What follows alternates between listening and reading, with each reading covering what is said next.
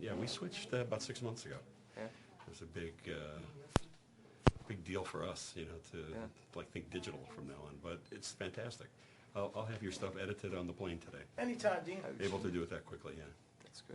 Makes a big difference. Congrats on the new film. Any huge glaring big differences between shooting this one and previous versions?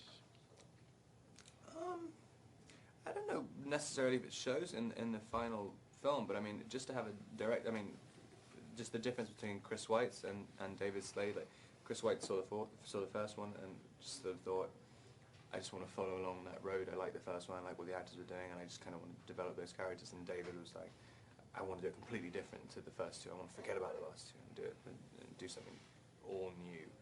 And so it felt different. I mean, right from the first day. I mean, everything about. I mean, for me, Edward's movement and stuff from every single part of the performance seemed like, I wanted to sort of shake it up a little bit. Yeah.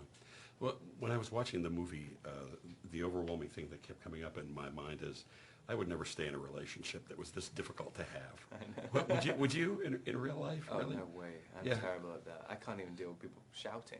Yeah, right. Well, there's a little sliver of conflict and you're gone, right? Immediately. Right, okay, well that's good. I feel a little better that I wasn't the only one with that. The physical demands on this seemed a little greater on you. Was it like, just as an actor, balancing the physicality of this and staying in the story and the emotional aspects that you have to deal with?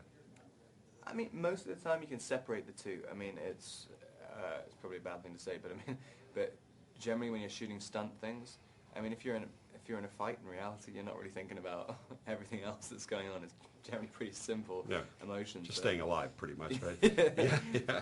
But and so it's quite good, and it's normally a different crew. You've got a second unit crew shooting stunt things, and so you can really separate the two things. But occasionally there come moments where you have to portray a big story beat within a fight, and it does become quite complicated in that.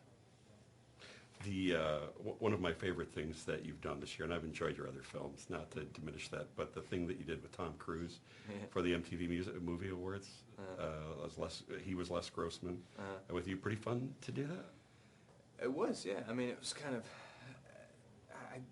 it was very strange coming in on the day. I mean, especially because he was in character and in full makeup and wardrobe when I met him. So that's how you met Tom Cruise? And he's in character? I met him the night before briefly, and then the next day I just turned up on set and he was already there doing it. And it was it was quite funny. It was a good experience.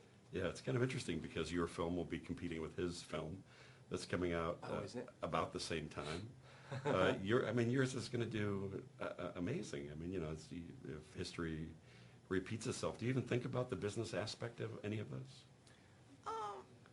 Not really. I mean, I guess it doesn't really concern me, to be honest. I mean, it's like once the film's done, I mean, there's not an enormous amount I can do marketing-wise to help a movie be successful. No. I mean, and so. Yeah, I mean, it's kind of, what will be, will be. Yeah, and fans are going to comment on your hair, the shorter hair notes. Feel different? Do you present yourself differently? So much better. I kind of think that in Breaking Dawn, Edward's going to have a bit of a haircut.